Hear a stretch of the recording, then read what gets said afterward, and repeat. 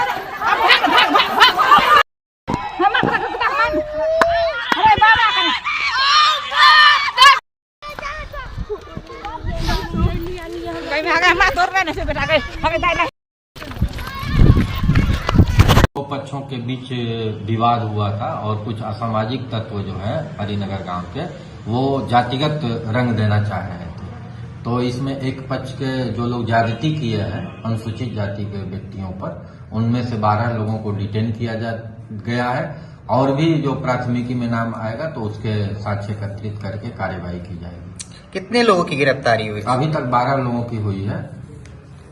मामला क्या था सर, पूरा कुछ जानकारी? पूर्व से ये विवाद है कि पैसे के लेन देन का 2 लोगों का मामला है।